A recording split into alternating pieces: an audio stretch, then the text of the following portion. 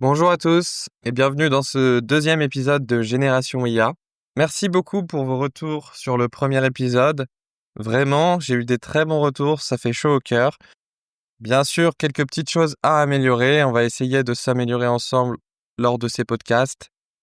Mais franchement, pour un premier épisode, je suis très content. N'hésitez pas évidemment à mettre 5 étoiles si ça vous a plu. Et si vous ne l'avez pas encore écouté, je vous conseille d'aller voir le premier. On va essayer de faire quelque chose un peu de chronologique, dans le sens où ce second épisode sera un peu la suite du premier.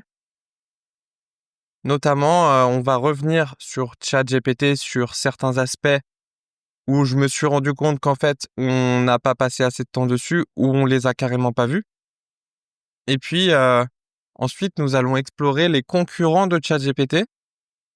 Qui sont-ils et comment les utiliser, dans quel contexte? Pourquoi, à certains moments, certains concurrents sont meilleurs? Ça peut être certains cas d'usage, ça peut être la rapidité ou plein d'autres choses. Je pense que cet épisode va être également très riche parce que des concurrents, il y en a pas mal. Comme je l'ai dit dans le premier épisode, c'est un gros marché et franchement, ils se tirent tous la bourre pour avoir une sorte de monopole, notamment sur les intégrations du modèle dans des logiciels existants. On peut intégrer un modèle d'intelligence artificielle dans une application. Donc, au lieu d'avoir accès à ce modèle via le chat de ChatGPT, eh bien, on peut très bien intégrer le modèle, par exemple, GPT-4o dans une application existante via l'API. Donc, l'API, c'est une interface qui permet d'accéder au modèle ou en déployant directement un modèle open source sur son infrastructure. Par exemple, Doctolib a déployé un modèle open source qui est GPT Whisper API. Donc, Whisper, c'est un modèle de speech to text. Et en fait, Doctolib a sorti cette nouvelle feature pour les médecins qui permet de résumer une conversation médicale, une consultation plus précisément, et ensuite d'intégrer le résultat de cette consultation directement dans leur base de données, en faisant aussi, par exemple, des recommandations de prescription selon les symptômes. Et en fait, comme c'est une conversation médicale, eh bien, il faut respecter la confidentialité des données. Et donc, Doctolib ne pouvait pas utiliser une IA externe via son API, mais a dû déployer son propre modèle sur son infrastructure. Et évidemment, c'est un peu de boulot. Mais voilà pour cet exemple. Comme je l'ai dit, revenons sur ChatGPT. Euh, il se trouve qu'on a passé en revue l'interface et les fonctionnalités de ChatGPT dans l'épisode 1. Or, je vous avais dit à la fin de l'épisode que je n'utilisais pas la fonctionnalité projet et que projet était pour regrouper les conversations. Or, je me suis trompé. L'heure est grave, les amis. Intuitivement, je pensais que projet que je n'utilisais pas regroupait des conversations, mais pas du tout. En fait, la fonctionnalité projet est tout autre. Donc, je me suis créé un projet podcast pour tester. Et en fait, la fonctionnalité projet est comme un chat, mais on peut ajouter des instructions particulières pour orienter ChatGPT, donc comme une sorte de GPT, mais on peut aussi ajouter des fichiers. Et ça, c'est vraiment un point très important. On peut ajouter des fichiers et à chaque fois qu'on commencera une conversation dans ce projet, eh bien, ChatGPT aura en tête, en mémoire, tous les fichiers qu'on aura passés. Et ensuite, on peut également retrouver tous nos chats dans ce projet. On peut aussi supprimer des chats du projet.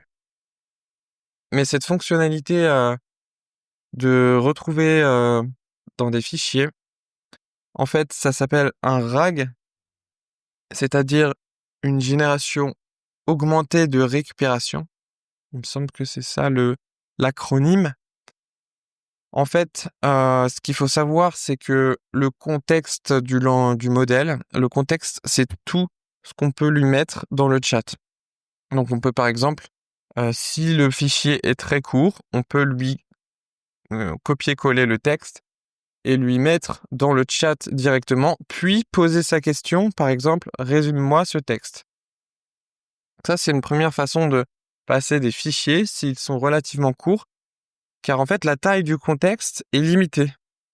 On peut par exemple coller un texte relativement assez grand, mais au bout d'un moment, il sera coupé parce que la taille du contexte est limitée. Et pour pallier à ce problème, il y a eu une invention qui est donc la génération augmentée de récupération. Les fichiers sont en quelque sorte compressés et ensuite cette compression va être passée en contexte. En fait, c'est un peu plus compliqué que ça. Les fichiers vont être vectorisés, donc le texte va être transformé en nombre pour prendre moins de place et ensuite on va faire de même pour le texte d'entrée et trouver les similarités. Donc, quel nombre se rapproche le plus par rapport au fichier. Donc, le but, c'est pas de rentrer dans des détails techniques, mais plus d'expliquer un petit peu le processus et au moins vous saurez ce que c'est un RAG quand on vous en parlera, donc RAG. En anglais, c'est Retrieved Augmented Generation et en français, génération augmentée de récupération. Et c'est un peu, ça a été un peu une révolution également puisque grâce au RAG, on peut connecter les modèles à des grandes bases de données. Donc, pour des entreprises existantes, imaginez par exemple une entreprise dans le juridique qui a tout un tas de dossiers clients. Eh bien, c'est très utile pour un avocat ou pour un juriste de pouvoir questionner tous ces dossiers clients et de pouvoir retrouver tous ces fichiers. Puisque si notre ChatGPT n'est pas connecté à notre base de données, ben c'est un peu flou au final, c'est un peu des généralités. Et pour certains cas d'usage, on a besoin vraiment de rentrer dans les détails et d'être assez précis. Donc, les RAG, c'est la solution pour tout un tas de problèmes comme ceci. Voilà pour les projets. La prochaine fois, je regarderai avant de faire des suppositions. Mais voilà. Et puis également, je voulais revenir sur Sora. Sora, c'est en fait la génération de vidéos par ChatGPT. Et on le voit sur le panneau gauche de l'interface. Alors, Sora, ça a fait beaucoup de bruit il y a des mois quand c'est sorti. Parce que Sam Altman et OpenAI ont diffusé sur X des vidéos générées par Sora et c'est vrai que c'était vraiment très impressionnant. Notamment, et on pouvait demander tout un tas de choses, même par exemple une vue de drone. Donc on peut voir comme une vue de drone qui se rapproche du sol, etc. Toutes ces vidéos ont été assez bluffantes de détails et de techniques également. Cependant, depuis lors, on a un peu moins entendu parler de Sora. En tous les cas, ça n'a pas fait le buzz. Je pense que c'est réservé aux utilisateurs de ChatGPT+, donc payant. Et les vidéos, c'est vraiment un gros point de l'IA générative parce qu'il y a énormément de cas d'usage vidéo. Et je pense que Hollywood a un peu tremblé quand ils ont vu Sora apparaître, puisqu'en fait, il devient imaginable, envisageable de créer des films 100% grâce à l'intelligence artificielle, en commençant bien sûr par des courts-métrages, puis plusieurs courts-métrages mis bout à bout, se faisant un long-métrage avec plusieurs scènes. Et oui, donc c'est assez révolutionnaire également la génération vidéo. Et les cas d'usage, je pense aussi aux réseaux sociaux, aux formats courts, donc les shorts, les reels ou TikTok. On voit de plus en plus de vidéos créées par l'intelligence artificielle, parfois très mal fait d'ailleurs, avec cette voix off de robot un petit peu, parfois mieux fait. En tout cas, il y en a qui tombent dans le panneau et parfois c'est utile, disons-le. La plupart du temps, pour l'instant, c'est assez raté. Mais ça génère du trafic et les gens, en fait, peuvent créer ce genre de vidéos très rapidement. Le processus de création de contenu devient beaucoup plus rapide et fluide. Et n'importe qui peut le faire. forcément, ça crée beaucoup plus de contenu. Pour l'instant, la plupart sont pas très bons, mais ça a tendance à augmenter et c'est un énorme business, cette génération de vidéos, puisque les réseaux sociaux, c'est là où il y a l'attention de beaucoup de personnes et c'est devenu extrêmement important pour vendre. Et enfin, il y a une dernière fonctionnalité de ChatGPT dont je n'ai pas parlé et qui s'appelle les tâches. Et les tâches, c'est vraiment extrêmement puissant également. En fait, ils ont rajouté ce qu'on appelle des cron jobs. Vous pouvez configurer un programme sur votre ordinateur, par exemple, qui va se lancer à une certaine heure tous les jours, ou tous les 2 jours, mais en tout cas, une tâche qui est répétitive. Et ils ont intégré ces tâches répétitives dans ChatGPT, de telle sorte que, par exemple, je vais configurer une tâche à midi tous les jours, et ensuite, ça va automatiquement déclencher un chat dans ChatGPT et m'envoyer le résultat. Donc, j'ai configuré une tâche qui est de m'envoyer un résumé des actualités d'IA tous les jours avec notamment des anecdotes surprenantes. Voilà. Comme ça, je pourrais vous les donner. Et j'ai fait ça hier. Et ma tâche est planifiée, donc je vais recevoir une newsletter de toutes les actualités d'IA tous les jours. Honnêtement, c'est très puissant. Les cas d'usage, j'ai pensé tout de suite à l'actualité, recevoir une newsletter personnalisée. On peut aussi en profiter pour envoyer cette newsletter. Donc, si vous créez une newsletter, vous pouvez très bien planifier une tâche qui va vous faire ce résumé et ensuite vous n'aurez plus qu'à l'envoyer. Donc, en fait, le relire, le peaufiner éventuellement et l'envoyer. C'est devenu extrêmement puissant. Et vous pouvez même, je pense à des outils comme Zapier. Zapier, ça permet de configurer des workflows. Donc, on peut déjà dans Zapier configurer des tâches répétitives sans passer par ChatGPT. Et donc, par exemple, tous les jours, lancer une génération dans ChatGPT sur Zapier qui va vous trouver en fait toutes les actualités d'IA. Et ensuite, vous pouvez automatiquement configurer l'envoi par mail dans Zapier. Donc, on peut carrément tout automatiser ce processus de newsletter dans Zapier. C'est un outil assez intuitif. Il y en a d'autres, notamment il y en a un qui s'appelle Make, que j'ai jamais utilisé.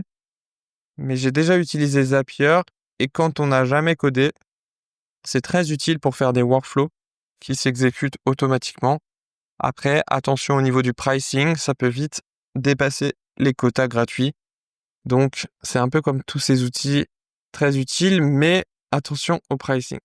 Si vous avez des exemples de tâches, faites-moi savoir les tâches que vous utilisez dans votre quotidien. Si jamais vous en utilisez, je reviendrai dessus plus tard et on pourra voir les meilleurs cas d'usage ensemble. Donc voilà pour les dernières fonctionnalités de ChatGPT que je n'ai pas passées en revue dans l'épisode 1.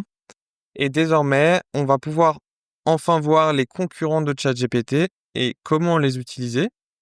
Donc, comme je vous le disais dans l'introduction, il y a pas mal de concurrents, mais on va seulement voir les meilleurs parce que, il y en a qui ont un peu raté également. On va prendre un exemple. Le concurrent numéro 1, on va dire, un concurrent très important. Il y en a plusieurs qui sont dans le top, mais je pense à Claude, qui est le modèle de Anthropic. Anthropic, c'est un concurrent de OpenAI qui a été créé par un scientifique qui s'appelle Dario Amodei. Donc, je ne sais pas exactement comment on le prononce, mais j'ai eu la chance d'assister à une session de questions-réponses avec lui à Station F à Paris. Et ce mec est assez hallucinant. C'est un scientifique, un peu neuroscientifique, on va dire, dans le sens où il s'est intéressé plutôt à la biologie du cerveau au départ. Il me semble que c'est pas forcément un informaticien de base, je peux me tromper, mais que j'ai en tête. Son profil est vraiment intéressant et franchement, ce que fait Claude, c'est hyper intéressant. Déjà, pour commencer, Claude a fait un partenariat avec Amazon parce que vous savez que toutes ces entreprises d'IA ont besoin de beaucoup de serveurs et de ressources. Et donc, Amazon a notamment AWS, Amazon Web Services, et met à disposition ses services à Anthropic pour ses modèles, pour les héberger et pour qu'ils soient accessibles via API notamment, et même dans le chat. Alors que OpenAI a fait un partenariat, eux, avec Microsoft. Et Microsoft Azure, qui est en gros la partie de Microsoft qui gère toute la partie serveur. Donc il y a un peu cette concurrence sous-jacente Microsoft Amazon à travers OpenAI Anthropic. C'est assez intéressant de voir que les gros hébergeurs, ils ont un peu leur entreprise d'IA dans leur sphère. Il faut avoir ça en tête. C'est un peu la course entre elles.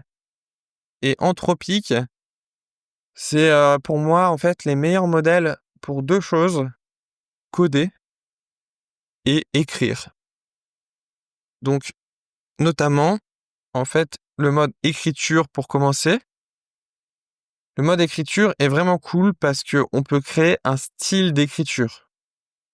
Il se trouve que c'est pas vraiment mes cas d'usage à moi parce que je fais pas beaucoup de copywriting ou de contenu écrit, mais on peut configurer des styles d'écriture et on peut vraiment les orienter, que ce soit concis, que ce soit explicatif, formel. Et on peut lui dire pourquoi en fait on le configure. Donc ça peut être par exemple un email, un article de blog, et on peut lui donner des exemples de telle sorte qu'on peut créer notre style d'écriture. Donc si vous avez un blog, si vous créez du contenu sur LinkedIn, si vous faites des contenus écrits, eh bien utilisez Claude de Anthropic. Vous pouvez tester dans le chat tous ces modes d'écriture et franchement, ils sont au top. Si vous configurez bien votre modèle d'écriture, vous verrez que votre contenu va être hyper qualitatif. J'aime beaucoup cette anecdote de Oussama Ammar qui raconte dans un podcast qu'il écrit en fait tous ses contenus LinkedIn avec Claude depuis des mois et ça passe crème dans le sens où personne lui dit en gros qu'il a créé son contenu avec l'IA parce que ça a l'air hyper authentique et effectivement il a très bien configuré son modèle Claude pour lui faire du contenu avec des exemples concrets d'anciens posts à lui, afin de créer le nouveau avec le même style. Et la seule fois où il a voulu écrire un article lui-même, sans passer par Claude, après des mois avoir écrit ses articles avec Claude, en fait, c'est le seul article où les gens lui ont dit ouais, ton contenu, c'est de l'IA, ça se voit, etc. Donc, il devait avoir un peu les boules, parce que la seule fois où il a écrit lui-même, eh bien, c'est la seule fois où les gens lui ont reproché que c'était une IA. Donc, faudrait voir quel poste c'était d'ailleurs. Mais Claude marche très très bien pour l'écriture et pour le code, eh bien, n'en parlons pas. Franchement, Claude 3.5 Sonnet comme modèle, ça a été vraiment une révolution au niveau du code. Ça a été un peu une bascule, puisque à partir de ce moment-là, en fait, on pouvait coder de façon très fluide avec l'intelligence artificielle, alors qu'avant, il y avait quand même beaucoup d'erreurs, beaucoup de digressions.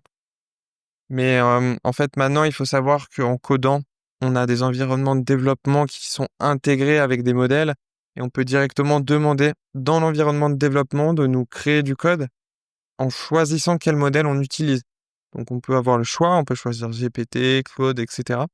Et depuis qu'il y avait Claude 3.5, eh bien, c'est là où je vous disais que j'écrivais beaucoup moins de code moi-même, puisque c'est à partir de là où le code était suffisamment bon pour remplacer un développeur entre junior et senior, on va dire un développeur moyen. Pour écrire du code, c'est très puissant. Depuis, ils ont encore sorti d'autres modèles comme Claude 3.7 Sonnet. Et il y en a un autre qui est plus rapide pour les tâches quotidiennes. Ils n'ont pas 36 modèles, Claude, c'est assez clair honnêtement. Et ils sont assez bien nommés parce que les modèles de OpenAI, ils sont un peu nommés n'importe comment dans le sens où un coup vous avez un qui s'appelle O3, un coup vous avez un qui s'appelle O1, O1 mini. Il n'y a pas forcément d'ordre en fait. Par exemple, là, ils ont sorti GPT 4.1, alors qu'il y a déjà un 4.5 qui existe. Donc, il n'y a pas forcément d'ordre croissant dans le nommage des modèles, ce qui fait qu'à la fin, c'est vraiment le bazar. Et c'est justement le CEO de Claude, donc Dario Amodei, qui a dit que fin 2025, ben, il y aura quasiment plus de code écrit par les humains. Voilà pour Claude. Honnêtement, après, l'interface de Claude, elle est très similaire à ChatGPT, donc je vais pas du tout passer en revue tout ça. Mais essayez juste pour les cas d'usage que je vous ai dit, écriture et code, vous pouvez tester Claude, vous allez pas être déçus. Pour le reste, on peut se cantonner à ChatGPT, c'est très bien. Parce qu'après, vous savez, quand on commence à utiliser plusieurs modèles différents, il faut un abonnement sur chaque. Et ça devient assez lourd d'avoir un abonnement sur chaque modèle. En fait, je crois que j'avais vu qu'il y avait des entreprises qui avaient créé des interfaces où on pouvait s'abonner seulement une fois à cette entreprise et utiliser n'importe quel modèle dans le chat. Mais moi, j'ai pas vraiment envie d'utiliser ça parce que chaque interface est vraiment optimisée par rapport à chaque entreprise et chaque modèle. Par exemple, dans le chat GPT, comme j'ai dit, vous avez les tâches, les GPT, etc. Et ça, on l'a que dans l'interface de chat GPT. Si on peut changer de modèle, ben, Claude ne fait pas des GPT. Donc, je préfère utiliser vraiment l'interface de l'entreprise qui a créé le modèle puisque c'est une interface qui est optimisée dans l'utilisation de ce modèle. Mais en tout cas, ce concept de créer une interface pour pouvoir changer de modèle et avoir un seul abonnement, je la trouve intéressante. C'est un peu le même concept que, par exemple, avoir un seul abonnement et vous avez Netflix, Amazon Prime, Disney+, etc. Ça pourrait marcher, mais après, il y a pas mal de problèmes. Est-ce que vous avez le droit de faire ça? Il doit y avoir pas mal de problèmes juridiques. Je crois qu'il y avait une start-up en France qui faisait ça, où on pouvait s'abonner et avoir accès à plusieurs fournisseurs de vidéos. Mais il me semble que c'était dans la limite de la légalité et qu'ils allaient se taper un procès par Netflix. Donc, bon courage à eux. Revenons sur nos modèles. Le deuxième qu'on va voir ensemble, c'est le modèle de Google. Google qui est quand même un poids lourd dans la tech. Et Google, c'est eux qui ont créé les Transformers qui sont à la base de la révolution de l'IA générative. Donc, c'est eux qui ont créé ce papier de recherche sur les Transformers qui a permis l'IA générative. Et pourtant, c'est pas du tout eux qui ont révolutionné le milieu, qui ont exploité en fait ce papier. C'est OpenAI qui ont pris l'avantage. Mais Google, ils ont sabordé leur avantage concurrentiel totalement, alors que sur le papier, ils avaient tout. Ils ont inventé la technologie, ils ont un budget illimité, ils ont les meilleurs chercheurs et les meilleurs ingénieurs, et pourtant, ils ont raté ça. Comme quoi, parfois, les logiques d'entreprise font que, en fait, vous avez de la friction et en fait, vous pouvez totalement, par exemple, en ayant beaucoup trop de réunions, en voulant prouver des choses, en fait, tous les modèles d'organisation humaine avec le management peut être un frein à l'innovation. Et vous pouvez avoir des startups avec très peu de gens au début qui disruptent totalement un acteur majeur, alors que sur le papier, en fait, ça n'a aucun sens. L'acteur majeur a tout pour réussir. Mais en entreprise, vous avez des logiques d'ego, vous avez des logiques humaines, des frictions qui font que parfois ça fonctionne pas. Et j'ai l'impression que c'est un peu ce qui se passe à Google, qui avait tout pour réussir et qui ont vraiment foiré. Mais depuis, ils se sont un petit peu rattrapés. Et en fait, quand ChatGPT est sorti, bah évidemment, ils avaient tout, donc ils se sont dit on va faire notre modèle également, puisqu'on est destiné à ça, on a les ressources, on a les serveurs, on a l'argent, on a les développeurs. Et ce qui est assez fascinant, c'est que vous avez un des fondateurs, qui est Sergey Brin, je crois, qui s'est lui-même remis à coder pour créer les modèles de Google Gemini, ou Gemini en français. Vous le prononcez comme vous voulez. Mais le mec s'est remis à coder, on pouvait voir sur GitHub, donc c'est le gestionnaire de code open source, que Sergey Brin commençait à avoir une activité tous les jours, à des heures, la nuit, le jour. Le fondateur de Google, qui est multimilliardaire, s'est littéralement remis à coder en panique pour pouvoir rattraper OpenAI. Donc c'est assez fascinant de voir ça. Et depuis, bon, ils ont fait beaucoup de pubs. C'est, je crois, les seuls que j'ai vus à la télé à faire la pub de leur modèle Gemini, à la télé française, donc j'imagine également aux États-Unis et dans d'autres pays. Franchement, je suis pas sûr que la pub télévisée, ce soit la meilleure pour faire la pub de modèles d'IA. Bien que c'est vrai que OpenAI, ils ont fait une pub au Super Bowl aux États-Unis, qui était vraiment d'ailleurs, moi j'ai beaucoup, beaucoup aimé. Je l'ai trouvée hyper, hyper intéressante. Ils ont retracé l'histoire de l'humanité en 30 secondes avec vraiment des visuels qui ressemblent à ChatGPT, donc noir et blanc, etc. Je vous invite à regarder cette pub d'OpenAI qui est passée au Super Bowl. Je pense pas que ce soit la pub qui ait fait le plus de taux de conversion. C'est pas une pub qui était orientée vente, mais plutôt une pub qui est orientée image de marque. Un peu comme les pubs Apple. La pub Apple, d'ailleurs, qui avait fait également au Super Bowl contre IBM, qui est la plus grande publicité de l'histoire, en fait, qui est reconnue comme telle. Je vous invite également à la voir. C'est un peu pareil, c'était une pub vraiment qui décrit l'image de marque, l'identité d'Apple. Et on voit que OpenAI se sont inspirés de ça, même si c'est pas vraiment le même scénario du tout. Mais franchement, elle est très réussie. Mais revenons sur Gemini, qui eux ont fait des pubs très pratiques dans le sens où voici notre IA, voici ce qu'elle fait, des cas d'usage concrets, où vous aviez une personne qui disait d'accord Gemini, dis-moi ça, fais-moi ceci. Donc ils en ont pas mal fait la pub pour rattraper leur retard. Ils l'ont intégré dans certains outils à eux comme Firebase, qui est leur gestionnaire de base de données en ligne. Ils ont la distribution, c'est un peu comme Microsoft avec Microsoft Copilot, dans le sens où Microsoft a Microsoft Teams, Outlook pour les emails, et puis évidemment le stockage, les serveurs. Microsoft, ils ont pu distribuer facilement leur Microsoft Copilot à tout le monde, même si c'était pas forcément le meilleur outil de base, parce qu'ils avaient les canaux de distribution. Eh bien, Google, c'est pareil. Ils ont les recherches, ils ont Google Chrome, leur navigateur. Ils ont Google Cloud Server avec Google Cloud Console, Firebase. Donc, ils peuvent distribuer Gemini. Ils ont Android aussi, qui appartient à Google. Ils ont les Google Phone, Google Pixel, etc.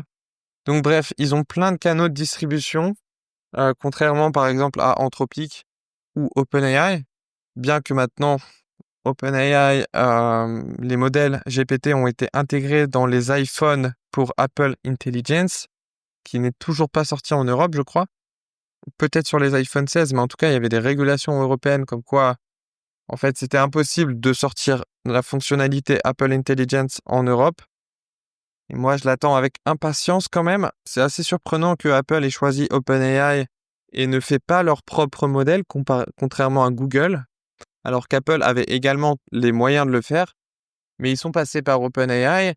Et étant donné qu'OpenAI a un partenariat avec Microsoft, qui est l'ennemi d'Apple, ça a été très surprenant qu'Apple choisisse OpenAI. S'il n'y avait pas ce partenariat avec Microsoft, ça m'aurait beaucoup moins surpris parce qu'ils ont quand même la même image de marque, des entreprises très disruptives, très design, et avec une belle, forte image de marque. Mais après, Apple a déployé les modèles d'OpenAI directement dans leur smartphone afin que les IA run en local et non pas via le cloud de Microsoft, parce qu'il y aurait des gros problèmes de confidentialité et de sécurité, et on sait qu'Apple est quand même très à cheval sur la confidentialité des données de ses utilisateurs, et c'est tant mieux. Et du coup, ils ont carrément travaillé à OpenAI pour déployer leur modèle dans les iPhones. Et j'imagine que Google a pu faire de même avec Gemini dans les Google Phones. Il paraît que c'est pas mal, je crois qu'il y a des fonctionnalités d'IA assez sympas sur les téléphones Android. J'en ai pas, moi j'ai un iPhone, donc j'ai pas testé en détail. Mais on pourrait voir ça dans un prochain épisode, éventuellement, si c'est un sujet intéressant. Mais revenons sur Gemini. Donc Gemini, les modèles Gemini, honnêtement, via le chat, c'est un peu nul. Utiliser ChatGPT largement. Après, ça peut être utile dans certains cas. Déjà, quand ils ont sorti Gemini, ils ont fait scandale parce que leur IA était très woke. Et vous savez qu'aux États-Unis, il y a un énorme débat sur le wokisme. Et notamment, Gemini, il y a eu un gros problème, c'est que quand tu demandais qui étaient les pères fondateurs des États-Unis, donc ils étaient 4, et en fait, ils les représentaient en tant que président noir. Donc, ce qui est historiquement faux. Ils n'étaient pas noirs, mais Gemini les représentait comme tels. Et il y a des conservateurs qui se sont emparés du sujet, qui ont dit, voilà, votre IA, elle est woke. Ça a un peu fait un flop parce que c'est quand même une contre-vérité historique. Donc le modèle a sorti des contre-vérités, des hallucinations, on pourrait dire. Mais depuis, ils ont bien corrigé le tir. Leur IA, elle est devenue très puissante, honnêtement. Et elle performe super bien sur tous les benchmarks. Donc, c'est-à-dire les benchmarks, c'est des tests. Les benchmarks sont créés à partir, par exemple, vous avez des questions créées par des humains et on attend une certaine réponse à ces questions. Si le modèle réussit à fournir ces réponses, eh bien, il gagne un point. Sinon, il gagne 0 point. Et à la fin, on compte les points. Pour vulgariser, hein, c'est un peu plus compliqué, mais les benchmarks sont créés par des humains et on teste les modèles pour voir leur performance sur ces benchmarks. C'est bien sûr à prendre avec des pincettes parce que du coup, tous ces modèles, ils vont être entraînés pour être performants sur ces benchmarks. Mais si vous posez une question qui n'est pas dedans, bah ça se trouve, le modèle sera nul alors qu'il a été performant sur les benchmarks. Ou vice-versa. Parfois, il y a des modèles moins performants sur les benchmarks, mais qui marchent bien dans d'autres cas d'usage. Donc, il y a tout un débat. C'est pas tout ce qui est benchmark, c'est pas parfait pour estimer la qualité d'un modèle, mais c'est tout ce qu'on a. On n'a pas d'autre moyen de le faire. Donc, Gemini était très performant sur ces benchmarks récemment. Ils ont beaucoup fait de progrès. Et notamment, ils ont fait le buzz parce que ils ont étendu leur contexte, leur fenêtre de contexte de leur modèle à plus d'1 million de tokens. C'est-à-dire qu'on peut mettre plus d'1 million de mots dans le chat. C'est-à-dire qu'on peut utiliser leur modèle avec des contextes très grands et dans certains cas particuliers. C'est hyper utile. On n'a pas besoin de compresser des fichiers pour faire un RAG. On peut directement utiliser le contexte. Donc là-dessus, ils ont été très forts. Et je pense que c'est grâce notamment à leur pôle de recherche qu'ils ont pu étendre leur fenêtre de contexte. Un peu comme l'invention des Transformers où là, ils étaient avant-gardistes. Et cette fois-ci, ils ont intégré directement cette innovation dans leur modèle. Ils se sont pas fait avoir comme la première fois. Maintenant, voilà. Via l'API, ça peut être très intéressant d'utiliser Gemini. Mais via le chat, leur interface, elle n'est pas top. Toutes les interfaces de Google en général, si vous faites des pubs dans Google, c'est un peu le bazar. Si vous utilisez Google pour même la documentation des modèles, après, bon, j'utilise Safari comme navigateur, donc c'est pas du tout optimisé pour Safari. Je pense que c'est peut-être fait exprès pour qu'en gros on prenne Google Chrome. C'est dommage. Ça peut être intéressant dans certains cas d'usage avec des grands contextes, mais sinon, cantonnez-vous à ChatGPT. Je vais quand même suivre de près l'avancée de Gemini parce qu'ils rattrapent vraiment leur retard en termes de performance. Félicitations à eux, ils font vraiment du bon boulot récemment. Et c'est vraiment là qu'on voit que la concurrence, c'est quand même hyper important pour le progrès et l'innovation. S'il n'y avait jamais eu de ChatGPT, peut-être que Google n'aurait jamais fait Gemini. Parce que là, ils rattrapent leur retard. Et Gemini est ultra puissant, donc la concurrence tire tout le monde vers le haut. Il y a une sorte d'émulsion en ce moment dans le milieu de l'IA générative. Et c'est vraiment top que tous les mois, toutes les semaines, il y ait de nouveaux modèles qui sortent, des nouvelles innovations. Parfois, ça réussit, parfois, ça réussit pas, mais ça tire tout le monde vers le haut. Et ça, c'est vraiment sain pour les utilisateurs d'avoir autant d'acteurs. Ensuite, passons au modèle suivant et à l'entreprise suivante qui me tient particulièrement à cœur, puisqu'ils sont français. C'est Mistral AI, qui est une entreprise qui a été créée par 3 polytechniciens, donc des mecs hyper talentueux, qui a pour CEO Arthur Mensch, qui est un CEO assez talentueux. Mais il faut pas oublier les 2 autres. Alors, je connais pas leur nom par cœur. Je crois qu'il y en a un qui s'appelle Guillaume d'ailleurs, et qui sont hyper techniques et qui ont le rôle de CTO. Les 2 autres, c'est vraiment ceux qui font toute la recherche et qui sont très bons techniquement. Et vous avez Arthur Mensch qui est également bon techniquement puisqu'il est polytechnicien, mais qui a plus pris le côté CEO, sales, et qui est vraiment le visage de l'entreprise, qui fait des radios, qui fait des télés et des interviews. Mistral sont concentrés au début pour faire des modèles open source. C'est un peu les premiers avec Meta à avoir fait des modèles open source Et donc, ils ont permis à toute une communauté de développeurs open source d'intégrer ces modèles dans leurs infrastructures et de les utiliser, et notamment de les utiliser en mode hors ligne avec des outils comme Ollama qui permettent en fait de télécharger des modèles sur son PC. Et moi, j'ai téléchargé par exemple un modèle de Mistral que je peux utiliser dans l'avion. Donc, je peux utiliser, alors que je peux jamais utiliser ChatGPT dans l'avion, je n'ai pas de connexion, mais je peux utiliser dans mon terminal des modèles open source comme Mistral ou Llama. Donc, c'est assez sympa. Après, voilà, honnêtement, dans la vie du quotidien, c'est vraiment très rare que j'utilise des modèles open source en local. Maintenant, je sais qu'il y a une grosse communauté de l'open source qui aime beaucoup ça. Et franchement, il y a des raisons parce que c'est assez fascinant de faire du développement open source. Franchement, c'est une sorte de philanthropie. On met à disposition à tout le monde son travail et tout le monde peut utiliser gratuitement en quelque sorte votre travail. Ça permet vraiment de progresser très rapidement. C'est un peu l'open source qui permet à tout le monde de progresser.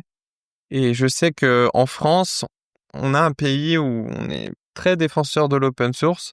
C'est peut-être le côté social de la France, de partager ces modèles. Mais Mistral en a fait partie. Vous avez également l'entreprise Hugging Face qui est plus sur l'hébergement de modèles, mais qui est une top entreprise de l'intelligence artificielle et qui a été également fondée par des Français et que je salue. C'est une très belle boîte, Hugging Face.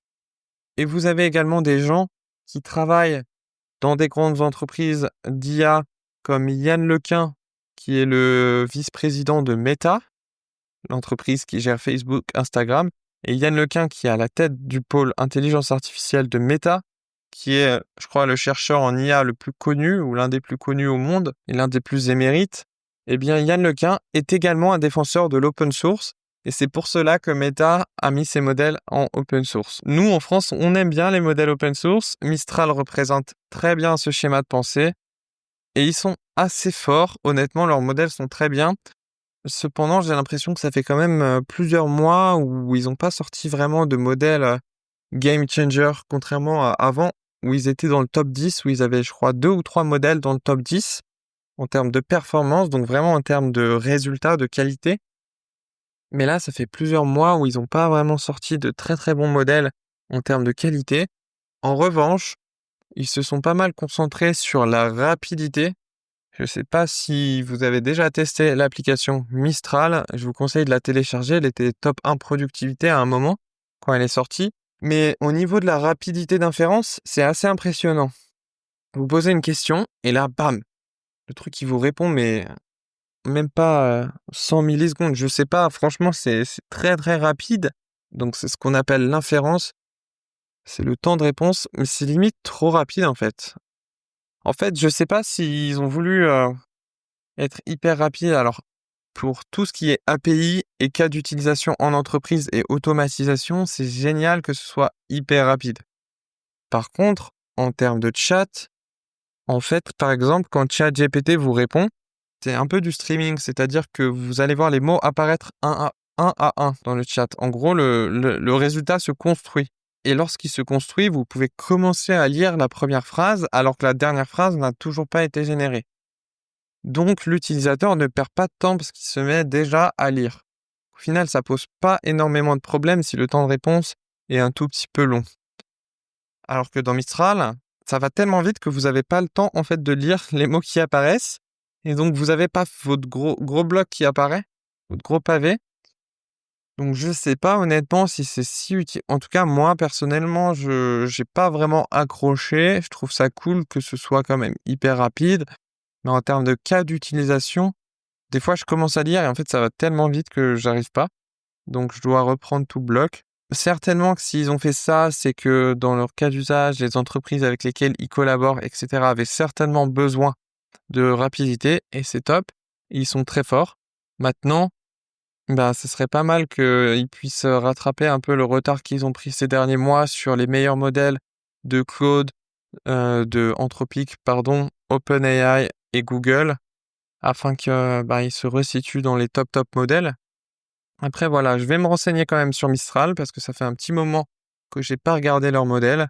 grande fierté française quand même d'avoir cette entreprise qui a réussi à disrupter OpenAI, qui a mis en difficulté OpenAI et qui, avec des ressources mais 1000 fois moindres, même si maintenant ils ont levé des centaines de millions, faut savoir que Mistral avait des ressources largement moindres et ils ont quand même réussi à faire de très très belles choses. Comme quoi, par exemple, c'est pas forcément le montant d'argent disponible qui permet de faire les meilleures choses. On l'a vu avec Google qui a raté ce virage.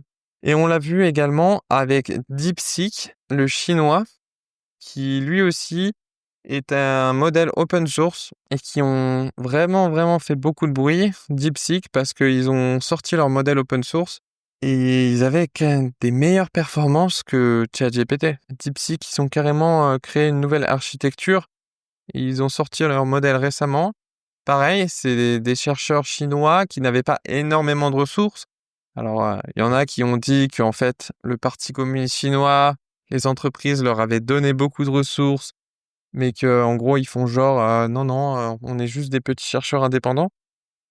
Maintenant, je crois que ça a été un peu démenti. Ils ont vraiment pas eu beaucoup de ressources. C'est plutôt les entreprises comme Alibaba qui vont sortir leurs modèles, qui les ont déjà sortis et qui sont assez puissants d'ailleurs, qui eux ont beaucoup de ressources.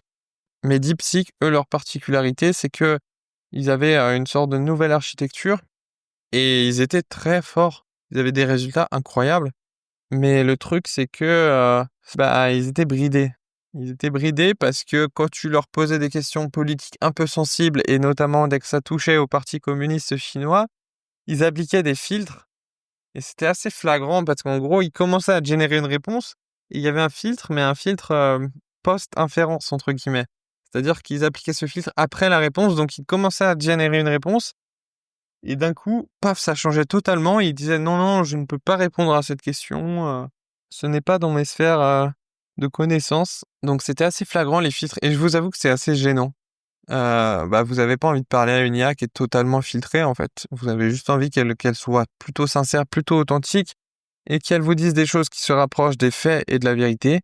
Et à partir du moment où c'est filtré, j'ai juste testé DeepSeek, mais je suis pas vraiment rentré dans le train DeepSeek. Par contre, il faut remercier DeepSeek parce que c'est grâce à eux que, du coup, des entreprises comme OpenAI ont baissé leur modèle, baissé le coût, de leur modèle, puisque comme il y avait cette IA open source chinoise qu'on pouvait déployer sur nos propres serveurs, etc., qui était gratuite car open source et qui était très puissante et performante, OpenAI s'est dit on va baisser le coût de nos modèles parce que du coup les gens sinon ils vont faire le switch et ils vont passer sur DeepSeek au lieu de continuer d'utiliser nos modèles GPT.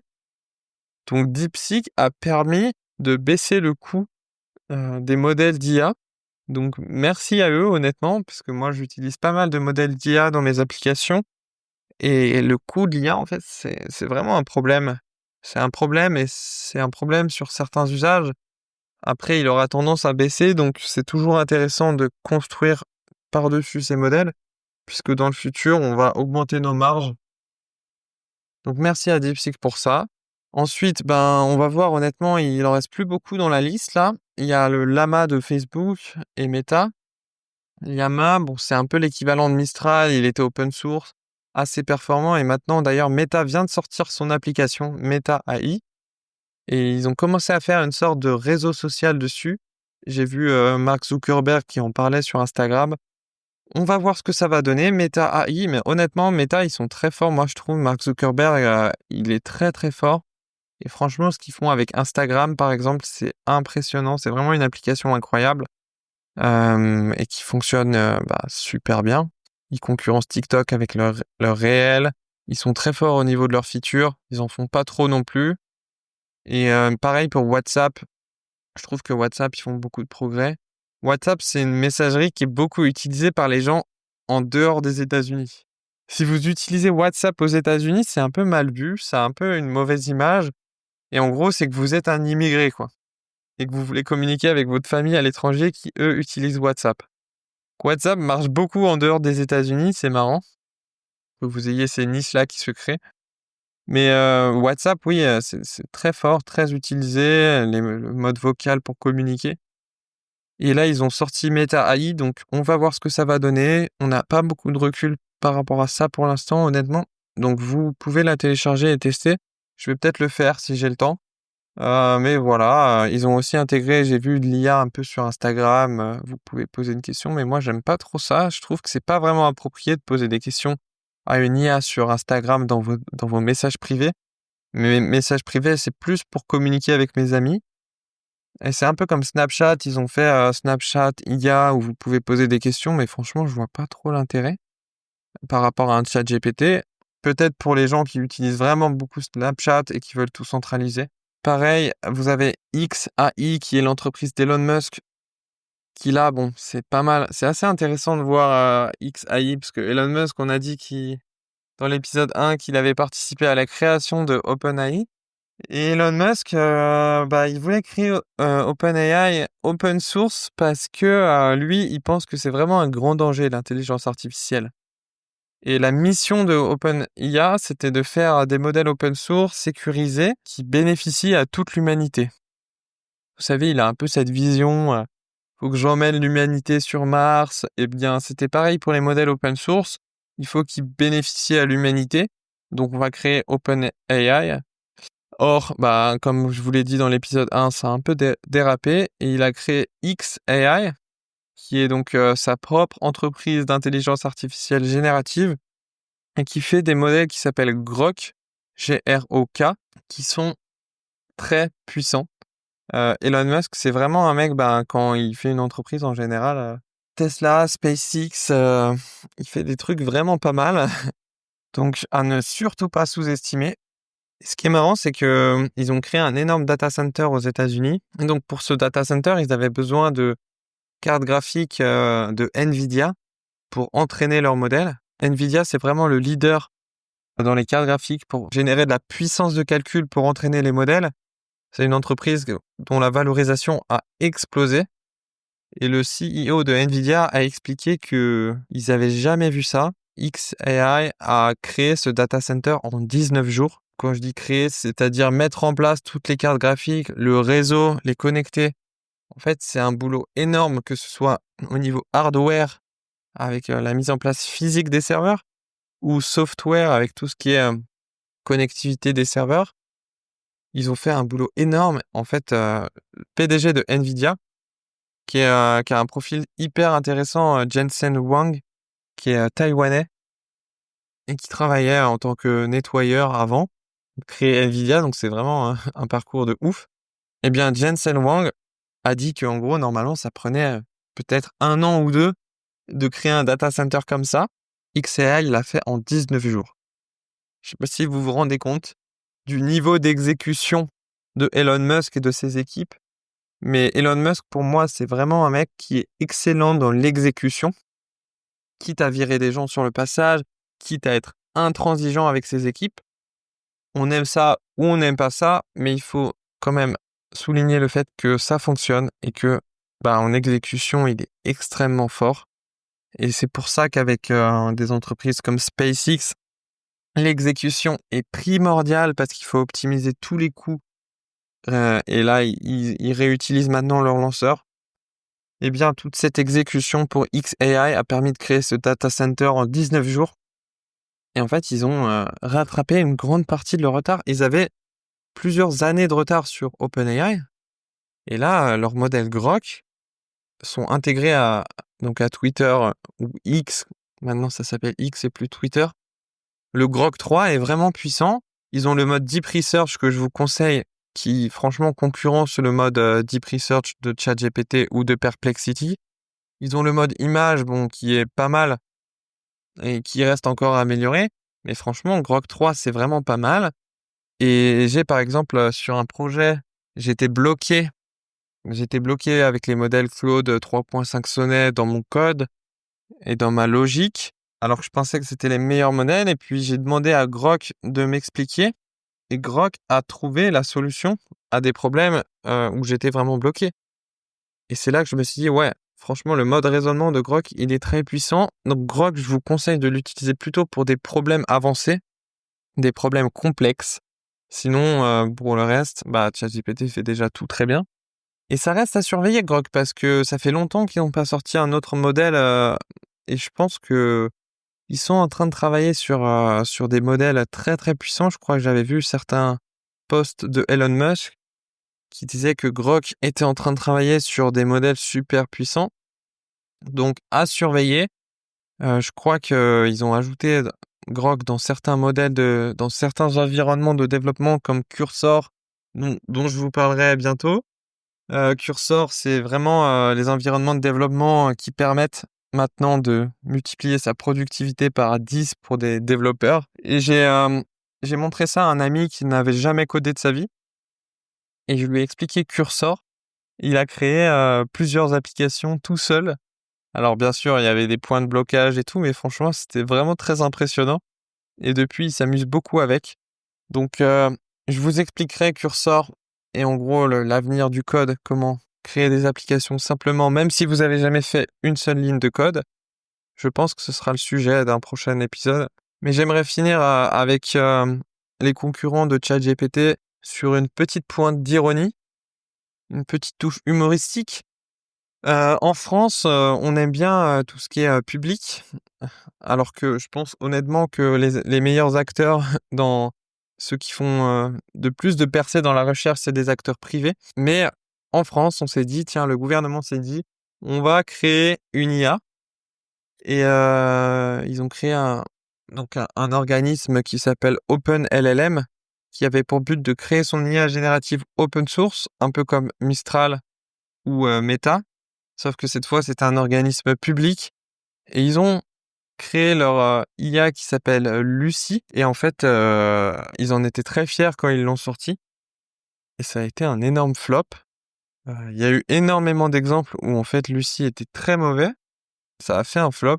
Je pense que c'était pas forcément mérité honnêtement et qu'on ne doit pas se moquer des gens qui essayent de créer des choses, notamment dans l'IA générative. C'est extrêmement difficile. Et évidemment qu'il y a tellement de cas d'usage que lorsque vous lui posez des questions en particulier, bah ça peut avoir des réponses mauvaises. Je pense qu'ils se sont un peu emballés parce que Lucie avait peut-être des réponses assez bonnes sur certains points, mais c'était pas totalement testé et peaufiné. Donc l'IA Lucie de OpenLLM liée au gouvernement français qui a fait un énorme flop. Donc je pense qu'ils vont revoir leur copie, nous faire quelque chose de nouveau. Moi, je leur conseillerais de garder l'argent public, d'économiser de l'argent public, mais par contre, de réduire les charges sur les entreprises afin que la recherche privée explose et que des entreprises comme Mistral puissent recruter les top talents sans qu'ils partent tous aux États-Unis en les payant extrêmement bien. Voilà pour Lucie. Voilà pour les concurrents d'OpenIA. J'espère que j'en ai pas oublié. Dites-moi dans les commentaires si j'en ai oublié. Et je vous rappelle de mettre 5 étoiles à ce podcast si cet épisode vous a plu. Je vous remercie et on se voit dans un prochain épisode. C'était Guillaume. Ciao.